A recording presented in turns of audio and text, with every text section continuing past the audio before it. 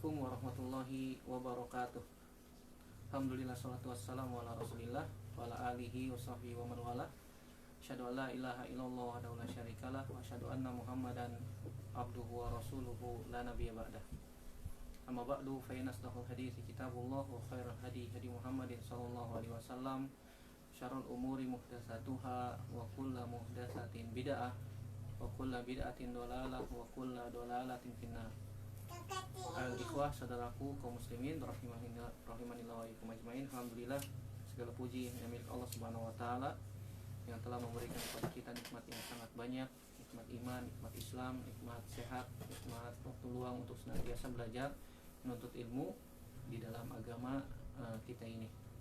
Pada kesempatan yang mulia ini kita akan membahas fi aqsamin nas fi syam, macam-macam tipe-tipe manusia dalam berpuasa, yang saya ambil dari kitab Majalis Syahri Ramadan yang ditulis oleh Syekh Utsaimin rahimahullah taala pada majelis yang ke-6, fi aqsamin nasi fi syam, macam-macam manusia atau tipe-tipe manusia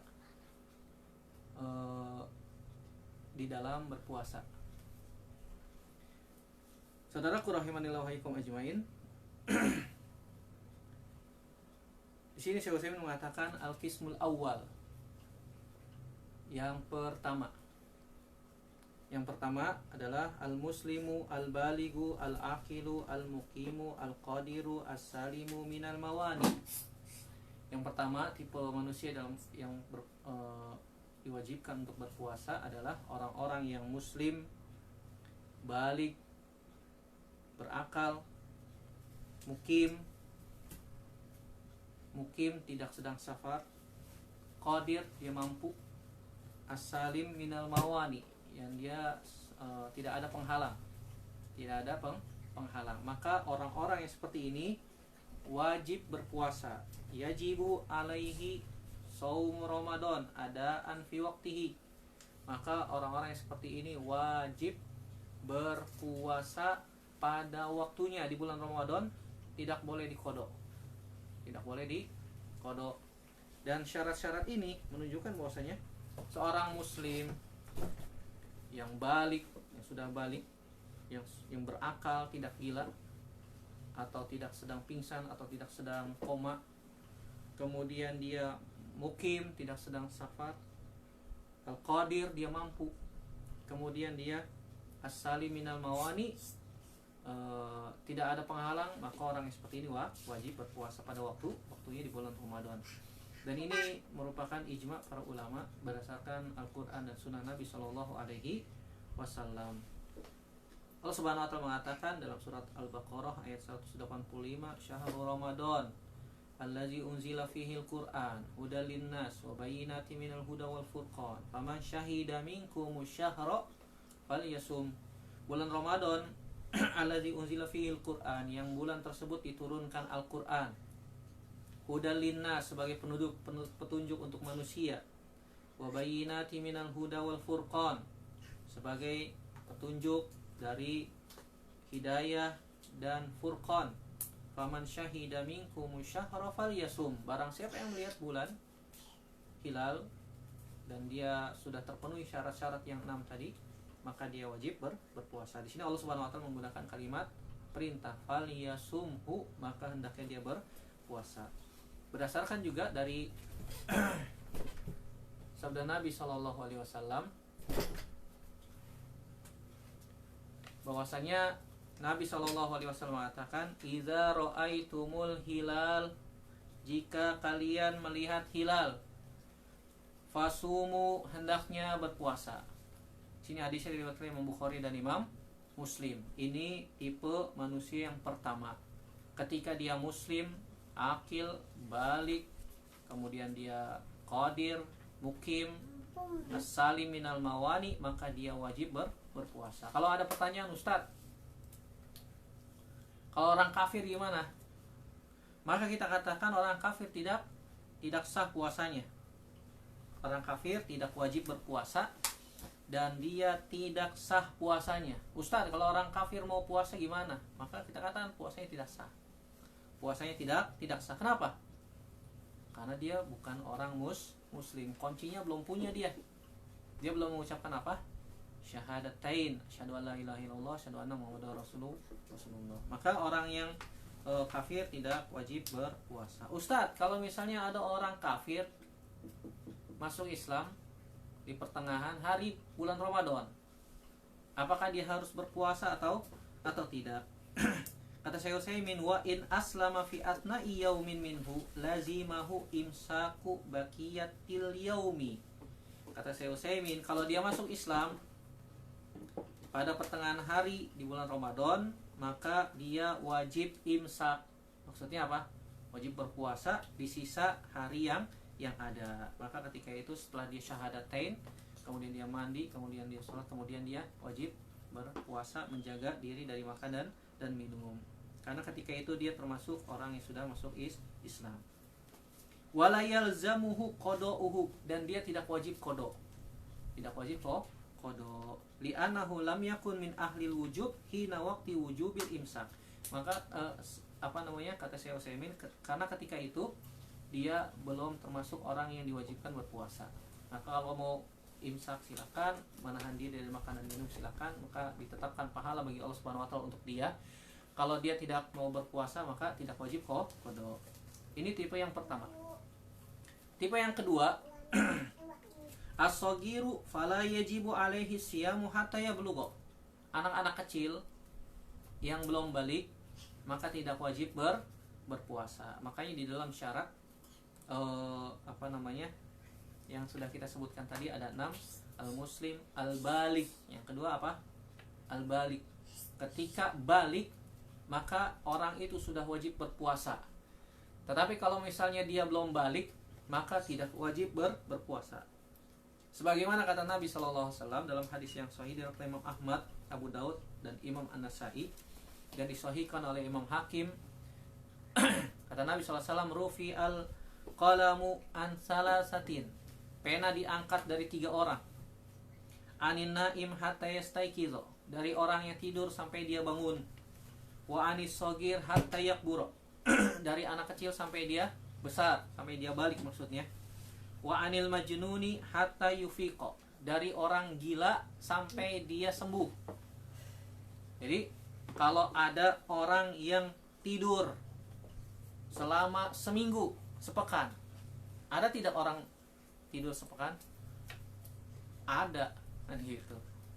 Tidak sedang sakit, tidak sedang koma, tidur selama 1 pekan atau 3 hari berturut-turut. Misalnya dia sedang habis kerja 2 shift, 3 shift sekaligus tanpa berhenti, pulang-pulang tepar, kan gitu. Pulang-pulang kelelahan, kecapaian, keletihan, sehingga pulang-pulang dia langsung tidur. Tidur totalnya selama 2 hari nggak bangun-bangun, dibangunin nggak bangun-bangun, udah kayak kebo. Orang tidur selama 2 hari, 3 hari tidak bangun-bangun, tidak sedang sakit, tidak sedang koma, maka orang ini tidak terkena kewajiban. Tidak terkena kewajiban karena Allah Subhanahu wa taala tidurkan dia sampai dia bangun. Sampai dia bangun. Maka ketika dia bangun, maka dia ketika itu wajib baru berpuasa. Begitu juga ibadah-ibadah yang lain. Wa anisagir hatta yakburo, ini dia syahidnya pembahasan kita yang kedua ini. Dari anak kecil sampai dia besar, sampai dia balik. Maka ketika dia sudah balik maka wajib berpuasa. Kalau belum balik maka tidak wajib. Ustadz, kalau misalnya anak-anak suruh puasa gimana? Maka itu sebagai tamrin, sebagai latihan. Anak-anak kecil 7 tahun, 5 tahun yang masih kecil dia belum balik tapi diperintahkan untuk berpuasa, bukan sebagai kewajiban tapi sebagai latihan. Kenapa? Karena ketika kita latih mereka puasa dari kecil, maka ketika sudah besar mereka diperintahkan untuk berpuasa lebih mudah.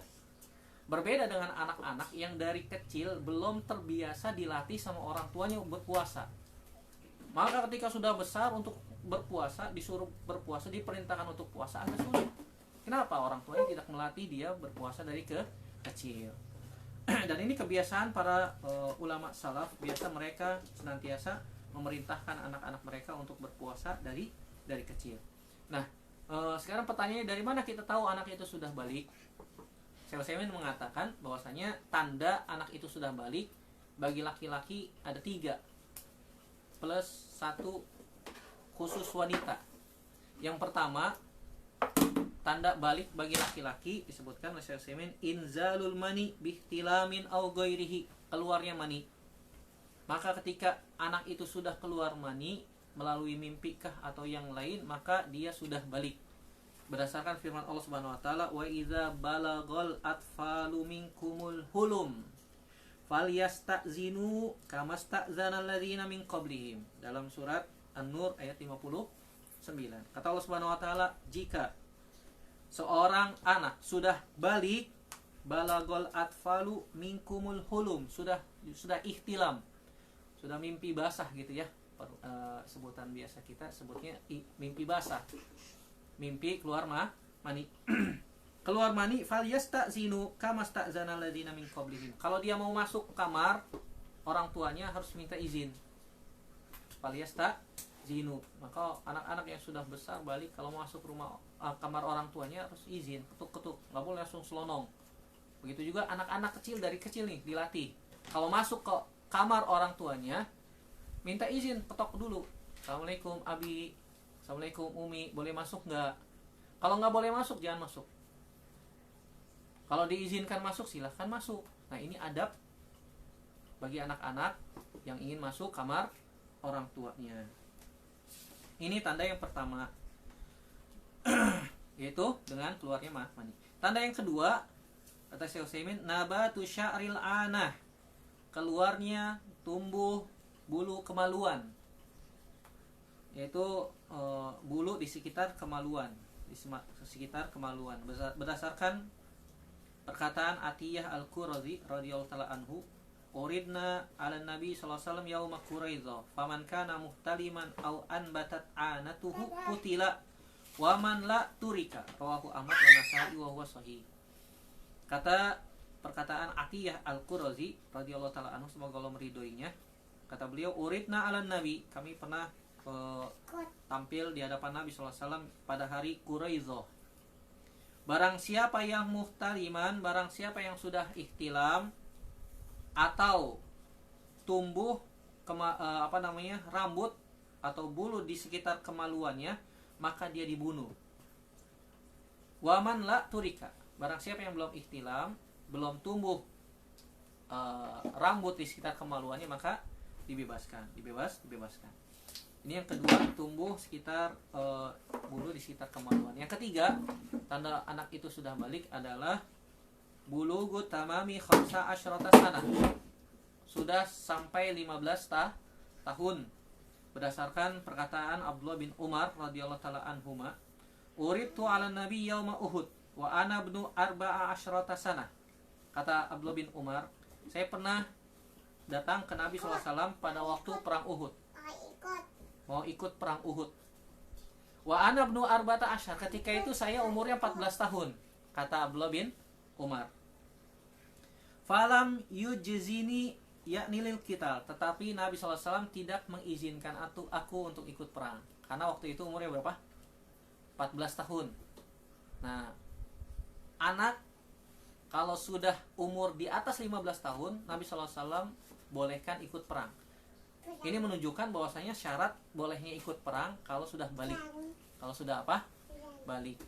Batasannya umur 15 tahun.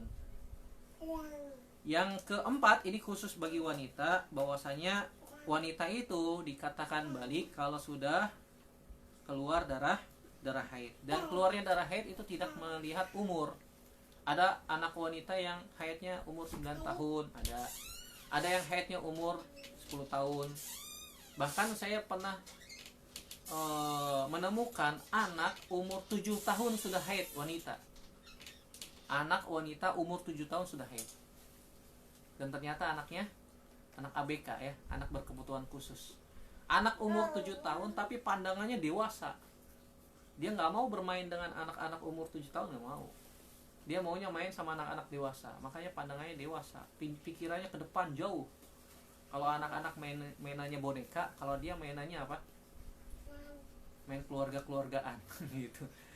Kamu nanti kalau sudah besar mau jadi apa? Oh, ada yang mau jadi pilot, ada yang mau jadi dokter. Kalau dia Kalau saya sudah besar, saya akan menikah, saya akan punya rumah, saya akan beli mobil dan seterusnya. Subhanallah. Ini pikirannya jauh ke depan, dan ternyata anak itu sudah haid, dan ternyata anak itu adalah ABK, anak berkebutuhan khusus, anak berkebutuhan khusus. Nah, ini tipe yang kedua manusia di dalam bulan Ramadan, anak kecil ya, sampai dia balik maka wajib. Kalau belum balik maka tidak wajib, tapi sebagai tamrinat, sebagai latihan anak tersebut puasa. Kemudian tipe orang yang ketiga, al-majnun. Al-majnun apa artinya? Orang gila. Orang gila yang kehilangan akalnya. Maka orang gila tidak wajib berpuasa. Tidak wajib berpuasa. Sebagaimana sabda Nabi SAW yang sudah kita baca, rufi al-qalam an salasatin. Pena diangkat dari 3 orang. Di antaranya apa? Anil majnun hatta yufiko. Dari orang gila sampai sembuh. Ustadz, kalau orang gilanya nggak sembuh-sembuh gimana? Maka seumur hidup dia nggak wajib puasa. Sholat nggak wajib. Gitu. Karena ketahuilah orang gila itu ada 2 tipe. Ada 2 macam. 1, gila permanen. 2, gila tidak permanen. Kalau gilanya permanen, berarti nggak sembuh-sembuh tuh gilanya. Maka orang ini tidak wajib berpuasa. Kalau gilanya nggak permanen gimana Ustadz? Kadang sembuh, kadang kumat, kadang sembuh, kadang kumat. Maka ketika dia sembuh wajib imsak. Wajib menahan diri dari makan dan minum. Tapi kalau misalnya kumat lagi, maka tidak wajib. Contoh, ada orang gila yang tidak permanen. Pagi, kumat, makan pagi, sarapan, kan gitu. Jam 10, sadar dia, sembuh. Maka ketika itu dia wajib menahan diri dari makan dan minum. Zuhur, kumat lagi. Makan siang. Makan siang. Orang gila kan begitu. Menjelang asar, sembuh. Iya benar ya, sembuh. Maka dia menahan diri dari makan dan minum. Menahan diri dari makan dan minum. Malam, gila lagi. Makan malam. Kan begitu. 3 kali makan ya, tapi puasa ya. Nah, ini orang gila, antum jangan ikut-ikutan. Atau pura-pura menjadi orang gila, ini dosa. Orang yang pura-pura menjadi orang gila untuk bisa makan dan minum, padahal dia tidak gila, maka dia berdosa. Ini gilanya yang tidak disengaja ya. Yang tidak disengaja. Ini gila semi permanen. Orang yang gila kadang sembuh, kadang kumat. Kalau orang gilanya yang permanen, maka dia tidak wajib. Dan tidak wajib qada. Tidak wajib bayar fidyah, tidak wajib bayar apa? Tidak wajib bayar qada. Yang keempat, tipe manusia yang keempat dalam bulan Ramadan adalah al-haram. Orang yang pikun. Orang tua yang renta yang pikun. Atau orang yang suka ngaco. Balagol hazayan wasaqata tamyizuhu. Maka orang yang seperti ini tidak wajib berpuasa dan tidak wajib membayar fidyah. Orang yang pikun itu sama seperti orang gila. Akalnya hang gitu ya. Otaknya lagi hang, akalnya lagi bermasalah. Maka dia tidak wajib qada, tidak wajib berpuasa dan tidak wajib membayar fidyah. Fala yajibu alaihi siyam walal it'amu anhu lisukuti taklifi anhu bizawali tamyizihi fa asbaha as-sabiyya qabla tamyiz. Maka orang yang seperti ini, orang tua yang sudah pikun, yang ngaco gitu ya, maka dia seperti orang atau anak yang belum tamyiz, dihukumi seperti anak yang belum tamyiz, maka tidak wajib berpuasa dan tidak wajib bayar qada. Beda sama orang tua yang sudah tua tapi tidak pikun. Beda. Nah, ini orang tua tapi pikun. Maka dia tidak wajib berpuasa dan tidak wajib bayar fidyah. Kalau orang tua yang sudah renta tapi tidak pikun, maka dia bayar apa? Bayar fidyah. Bayar fidyah. Yang kelima, tipe manusia yang ada di bulan Ramadan yang kelima adalah al-ajizu anisyam ajizan mustamiran la yurja zawaluhu. orang yang tidak mampu berpuasa, dan tidak mampunya ini berkelanjutan. Contoh, orang yang sudah tua renta, maka dia tidak wajib berpuasa, tapi bayar apa? Fidyah. Contoh yang lain, al-mardo atau al-marid, orang yang sakit, la yurja bur'uhu, yang tidak berpotensi sembuh, artinya sakitnya panjang, potensi sembuhnya sangat kecil, kemungkinannya apa? Kecil. Seperti orang yang sakit kanker misalnya, maka orang yang seperti ini tidak wajib berpuasa dan dia membayar fidyah. Sebagaimana Allah Subhanahu wa taala berfirman, fattaqullaha mastata'tum, maka bertakwalah kepada Allah Subhanahu wa taala semampu kalian. La yukallifullahu nafsan illa wus'aha. Allah Subhanahu wa taala tidak membebani jiwa berdasarkan kemampuannya. Lakin yajibu alaihi an yut'ima badala siyami an kulli yaumin miskinan. Tetapi dia wajib membayar fidyah setiap hari, memberi makan orang-orang miskin. Ustadz, boleh nggak dirapel 30 hari sekalian? Boleh. Sebagaimana yang dilakukan oleh para ulama salaf zaman dahulu. Begitu juga perkataan Imam Bukhari. Imam Bukhari mengatakan, wa amma syaikhul kabir idza lam yutik as-siyama faqad at'ama Anasun ba'dama kabura aman aw amaini kulla yaumin miskinan khubzan aw lahman aw wa aftara. Kata Imam Bukhari, adapun orang tua yang sudah renta dan tidak pikun dan dia tidak mampu untuk berpuasa, maka dia memberikan makan setiap hari kepada orang miskin, sebagaimana dilakukan oleh Anas bin Malik ketika sudah tua, tidak mampu berpuasa 1 tahun, berarti 30 hari memberikan makan 30 orang miskin. Atau boleh orang miskinnya 1 orang setiap hari ngasih ke dia terus, nggak apa-apa, tidak ada masalah. Atau membuat masakan kemudian mengundang 30 orang miskin makan di rumah sampai kenyang, ini boleh juga ya, tidak mengapa, dibolehkan. Ibnu Abbas mengatakan radhiyallahu taala anhuma, fi syaikhil kabir wal mar'atil kabira la yastati'ani an yasuma fayut imani makana kulli yaumin miskinan. Kata Abdullah bin Abbas radhiyallahu taala anhuma, orang yang sudah tua renta, maka mereka tidak mampu berpuasa, maka mereka memberikan makan setiap hari kepada seorang yang miskin. Ini 5 tipe manusia yang ada pada bulan Ramadan. Insya Allah kita akan lanjutkan pada pertemuan yang akan datang tipe yang lain. Semoga Allah Subhanahu wa taala memberikan kita taufik agar kita diberikan kemudahan untuk melanjutkan pembahasan ini. Wallahu waliyut taufik wal qadiru alaihi. Kita tutup, semoga bermanfaat. Subhanakallahumma wabihamdika, asyhadu an la ilaha illa anta, astaghfiruka wa atubu ilaik.